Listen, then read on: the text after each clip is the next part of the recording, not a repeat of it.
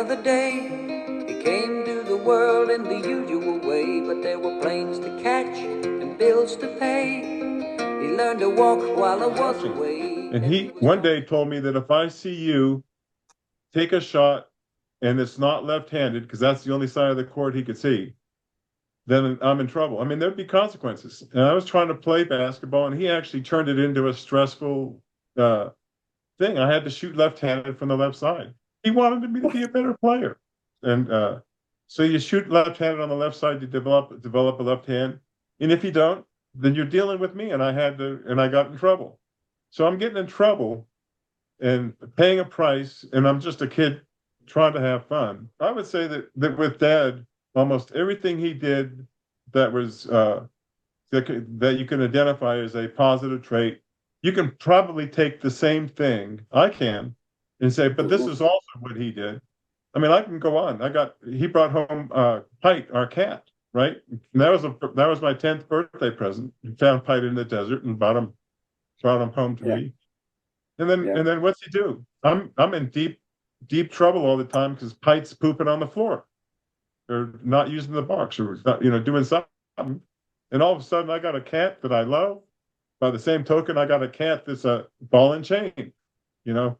And he actually pushed my nose into the cat poop once because I wouldn't do that to Pite. That was my job, to train Pite not to poop in the house, and he left the poop on the floor.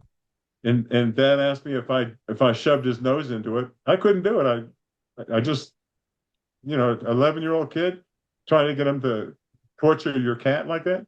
So what's he do? He pushes my nose into it. It's just what the hell is going on with that? So just we can all relate to that.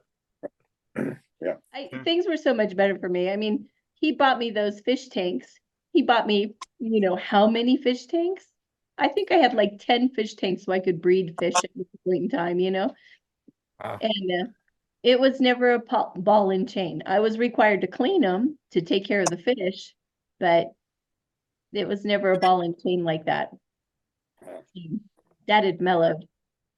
Thanks, guys, for mellowing him out for me. I appreciate it. So did you put the cat's nose in the poop after that? I had. So you got trained, and better the cat's nose than your nose. I tell you what, though, it really killed me to do it. To have to do that to my cat, that was, was really, yeah. Did it work though? Did Pite stop pooping in the house after that? A little bit, not, I mean, He maybe a little bit. Wondered why you were being so mean. Yeah. I also had to take a newspaper and swat the newspaper by his face when I held his face in the poop, and it was just awful. And I was just it was like waterboarding version 2 or something, Along the lines of, I think the older you were, the worse it was for you. So, I guess I'll start with my story because it relates to Chris. Dad told me that I hit a lollipop second serve in tennis, and instead of making it a stressful thing, what he did is he said, "I'll let you have 3 serves, provided that the second serve is a much harder one," which is a much better way to do it, needless to say. So that's and I know it's a really small thing, but that is actually a memory of Dad, which ties into the best trait about Dad, and that was he did always want the best for us. The methods were frequently pretty screwed up, but he did want the best, and he wanted a good outcome. So he did.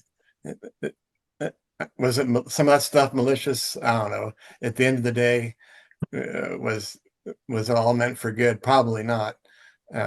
Or which leads to the bad trait, and that was his unpredictability and temper, which we've all been a victim of that, of course.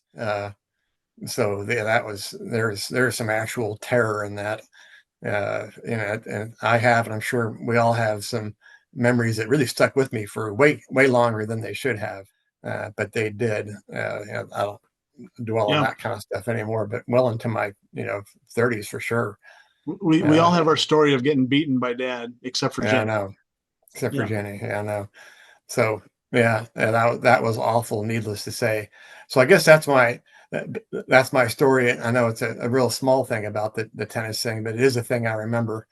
I guess the other story I remember is, and this is along the goofy things Dad would do and the unpredictability, is I wasn't actually there for this, but I heard this story. You guys probably have too. When he was in a restaurant, and there is some picture there hanging on the wall, and he said, "I wonder what they would do if I just carried this picture out of the restaurant," which he did. And I'm trying to remember what happened. I think that somebody called the cops and he got in some. I don't think he ended up in jail or anything. But that exemplifies Dad would do some of the nuttiest stuff. And that's Vince saying the thing about the story about China. It reminded me of that crazy story of him carrying a picture out of a restaurant. Do you guys heard that story? No, I never have.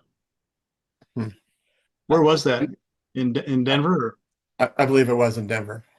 I've heard that story, but I wasn't there. But I mean, he was colorful. Boy, we Yeah, had that's true. When you shared that story, Pete, it made me think of Dad would take us younger kids up into the mountains and go over with his Jeep that he'd had, and we'd often on weekends head up into the hills and go over mountain passes on that Jeep.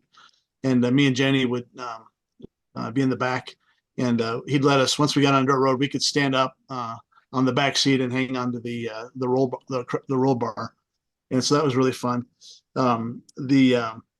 One time, I remember we were in Idaho Springs, and I think we must have had just eaten or we got gas, and we left the gas station. I said, "Dad, I have to use the bathroom." And he wasn't going to go turn around and go to the bathroom. He said, "Just go behind this guy's house." So,